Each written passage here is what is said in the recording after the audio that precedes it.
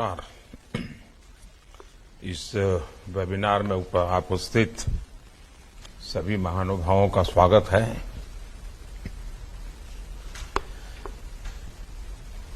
आज का नया भारत नए वर्क कल्चर के साथ आगे बढ़ रहा है। इस बार भी बजट की खूब वाहवाही हुई है। देश के लोगों ने इसे बहुत पॉजिटिव तरीके से लिया है। अगर पुराना वर्क कल्चर होता तो इस तरह के बजट वेबिनार्स के बारे में कोई सोचता ही नहीं। लेकिन आज हमारी सरकार बजट के पहले भी और बजट के बाद भी हर स्टेक होल्डर के साथ विस्तार से चर्चा करती है, उनको साथ लेकर के चलने का प्रयास करती है। बजट का मैक्सिमम आउटकम कैसे आए, बजट का इम्प्लीमेंटेशन तय समय सीमा के भीतर कैसे हो, जो लक्ष्य बजट में तय किए गए हैं उन्हें प्राप्त करने में ये वेबिनार एक कैटलिस्ट की तरह काम करता है। आप भी जानते हैं कि मुझे हेड ऑफ द गवर्नमेंट के तौर पर काम करते हुए 20 साल से भी अधिक समय का अनुभव रहा है। इस अनुभव का एक निचोड़ ये भी है कि जब किसी नीतिगत निर्णय से सभी स्टेक होल्डर्स जुड़ते हैं तो रिजल्ट भी मनचाहा आता है, समय सीमा के भीतर आता है। हमने देखा है कि बीते कुछ दिनों में जो वेबिनार हुए उसमें हजारों लोग हमारे साथ जुड़े।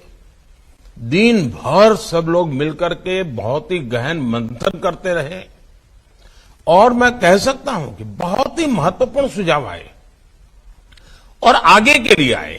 जो बजट है उसी पर ध्यान केंद्रित किया और उसी में से कैसे आगे बढ़ा जाए, बहुत उत्तम सुझाव आए।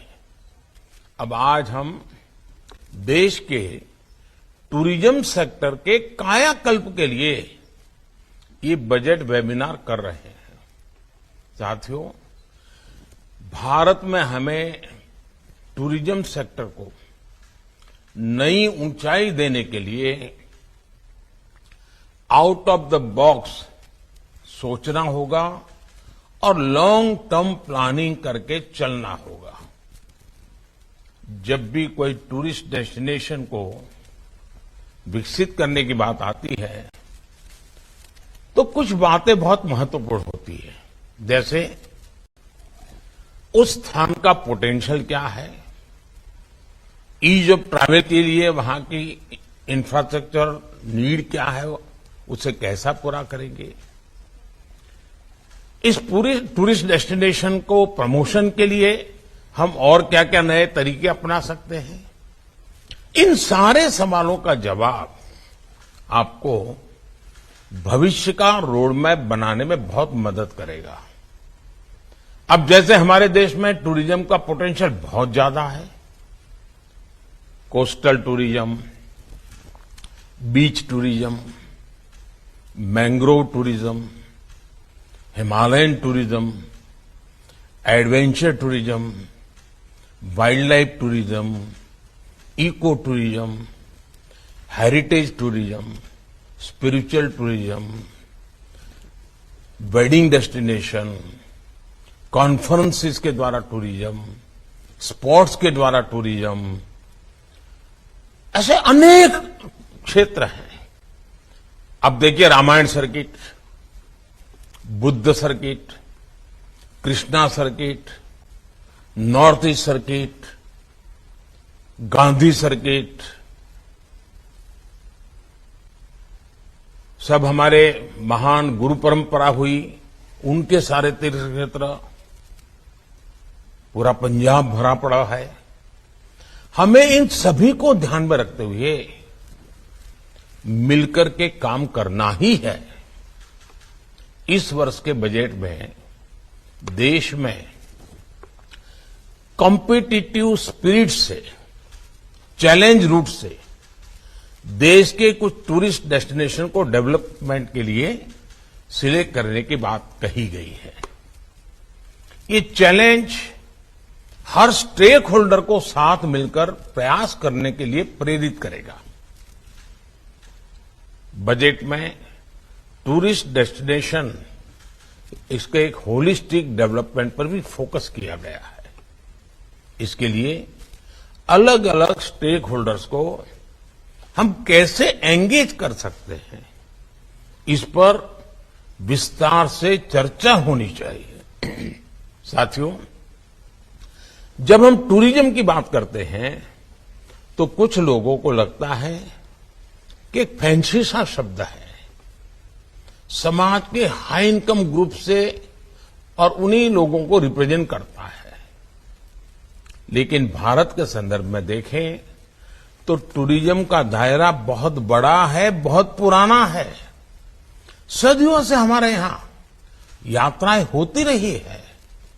ये हमारे सांस्कृतिक, सामाजिक जीवन का हिस्सा रहा है, और वो भी जब संसाधन नहीं थे, यातायात की व्यवस्था ही नहीं थी, बहुत कठिनाई होती थी, तब भी कष्ट उठाकर लोग यात्राओं पर निकल पड़ते थे। चार धाम यात्रा हो, 12 ज्योतिर्लिंग की यात्रा हो, 51 शक्तिपीठ की यात्रा हो, ऐसी कितनी ही यात्राएं हैं हमारे आस्था के स्थलों को जोड़ती थी। हमारे यहां होने वाली यात्राओं ने देश की एकता को मजबूत करने का भी काम किया है।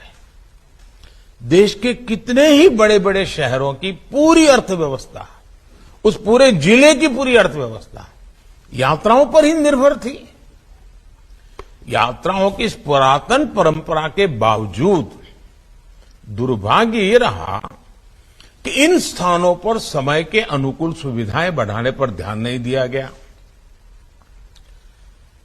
पहले सैकड़ों वर्षों की गुलामी और फिर आजादी के बाद के दशकों में इन स्थानों की राजनीतिक उपेक्षा ने देश का बहुत नुकसान किया। अब आज का भारत इस स्थिति को बदल रहा है। जब यात्रियों के लिए सुविधाएं बढ़ती हैं तो कैसे यात्रियों में आकर्षण बढ़ता है, उनकी संख्या में भारी वृद्धि होती है। और ये भी हम देश में देख रहे हैं। जब वाराणसी में काशी विश्वनाथ धाम का पुनर्निर्माण नहीं हुआ था तो उस समय साल में 70-80 लाख के आसपास ही लोग मंदिर के दर्शन के लिए आते थे। काशी विश्वनाथ धाम का पुनर्निर्माण होने के बाद पिछले साल वाराणसी जाने वाले लोगों की संख्या 7 करोड़ को पार कर गई है। इसी तरह जब केदार घाटी में पुनर्निर्माण का काम नहीं हुआ था तो वहां भी सालाना 4-5 लाख लोग ही दर्शन के लिए आते थे। लेकिन पिछले साल 15 लाख से ज्यादा श्रद्धालु बाबा केदार के दर्शन के लिए गए। अगर मेरा गुजरात का पुराना अनुभव है, वहां का भी अनुभव आपसे शेयर करता हूं। गुजरात में पावागढ़ करके एक तीर्थ क्षेत्र है बड़ौदा के पास। जब वहां का पुनर्निर्माण नहीं हुआ था, पुरानी हालत थी, तो मुश्किल से 2000, 5000, 3000 इतनी संख्या में लोग आते थे। लेकिन वहां जीर्णोद्धार हुआ, कुछ इंफ्रास्ट्रक्चर बना, सुविधाएं बनी, तो उस पावागढ़ मंदिर के पुनर्निर्माण के बाद, नवनिर्माण के बाद करीब करीब 80,000 लोग वहां औसतन आते हैं।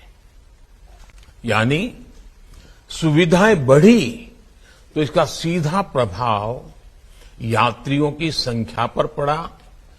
टूरिज्म को बढ़ाने के लिए उसके सराउंडिंग जो चीजें होती वो भी बढ़ने लग गई है। और ज्यादा संख्या में लोगों के आने का अर्थ है स्थानीय स्तर पर कमाई के ज्यादा अवसर, रोजगार, स्वरोजगार के ज्यादा मौके। अब देखिए, दुनिया की सबसे ऊंची प्रतिमा स्टैच्यू ऑफ यूनिटी का भी उदाहरण देगा। ये प्रतिमा बनने के बाद 1 साल के भीतर ही 27 लाख लोग उसे देखने के लिए पहुंचे।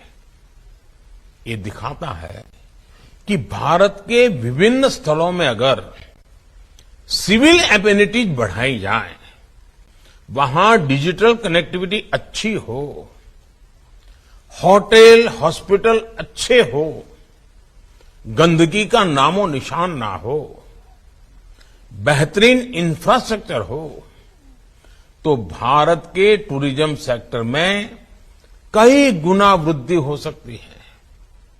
साथियों, मुझे आपसे बात करते हुए अहमदाबाद शहर में कांकरिया तालाब है, उस कांकरिया लेक प्रोजेक्ट के विषय में भी कुछ करने का मन करता है।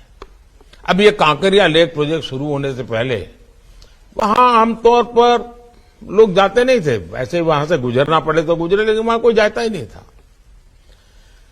हमें वहां न सिर्फ लेक का रिडेवलपमेंट किया, बल्कि फूड स्टॉल्स में काम करने वालों को स्किल डेवलपमेंट भी किया। आधुनिक इंफ्रास्ट्रक्चर के साथ हमने वहां स्वच्छता पर भी बहुत जोर दिया। अब कल्पना कर सकते हैं कि आज वहां एंट्री फी होने के बावजूद भी औसतन प्रतिदिन 10,000 लोग मुलाकात करते हैं। ऐसे ही तरीकों से हर टूरिस्ट डेस्टिनेशन अपना एक रेवेन्यू मॉडल भी विकसित कर सकता है। साथियों, ये वो समय है जब हमारे गांव भी टूरिज्म का केंद्र बन रहे हैं। बेहतर होते इंफ्रास्ट्रक्चर के कारण हमारे दूर सुदूर के गांव अब टूरिज्म पर के मैप पर आ रहे हैं।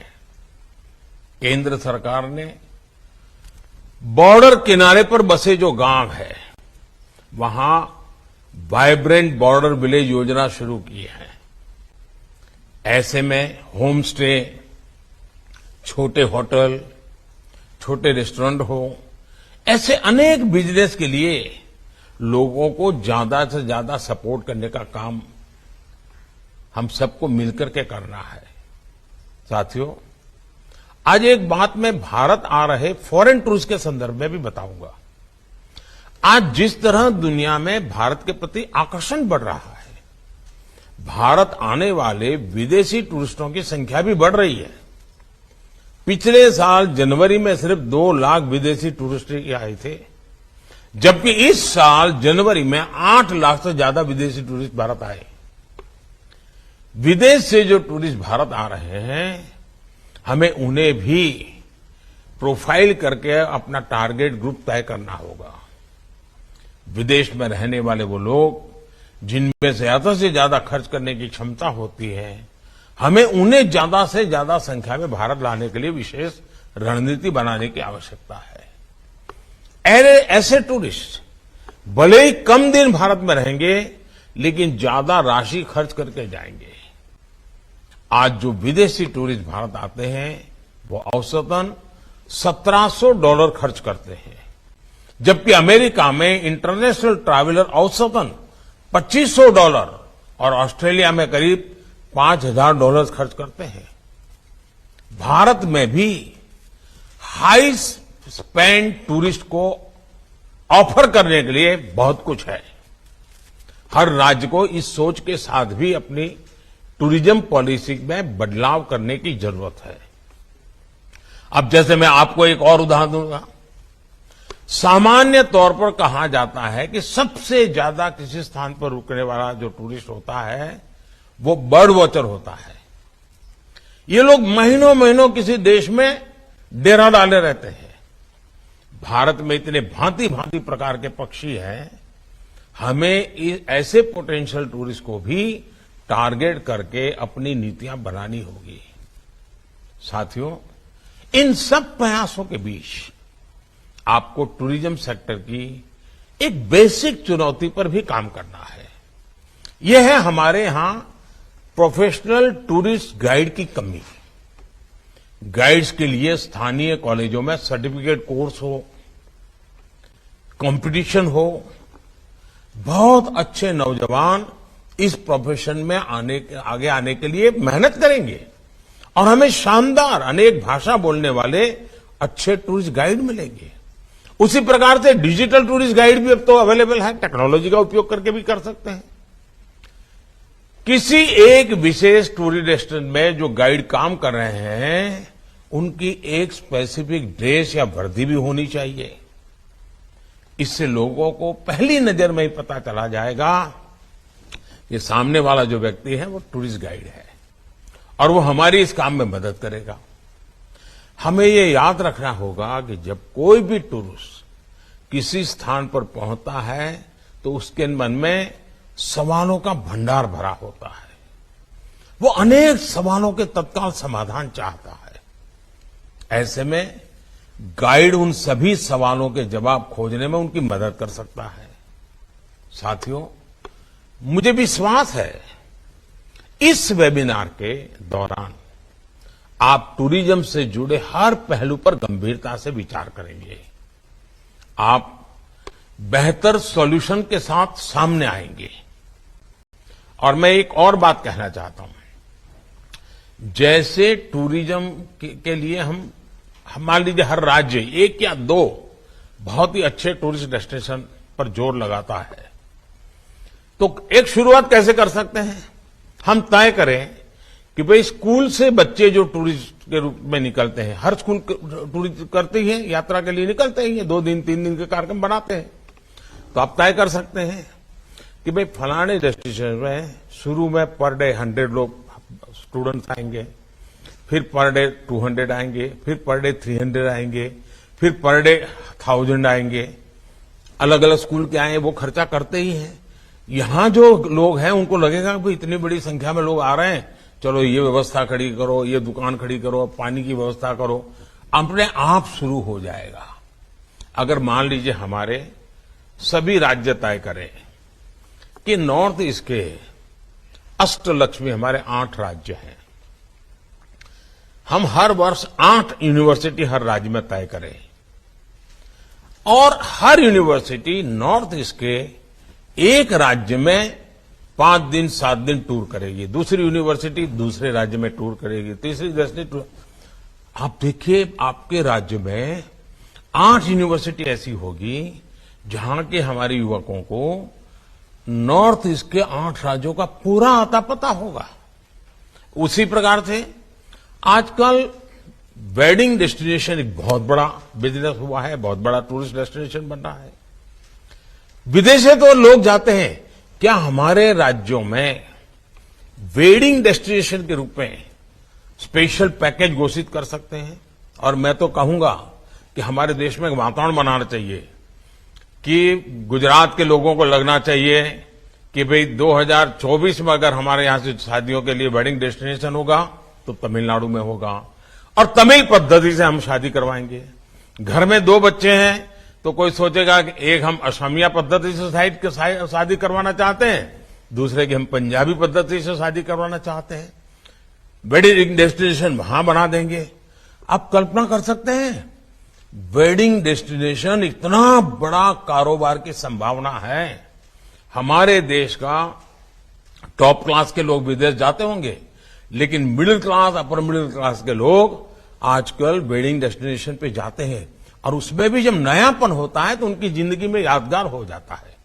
हमने इस दिशा को अभी तक उपयोग नहीं कर रहे। कुछ इन्हें गुने स्थान अपने तरीके से करते हैं।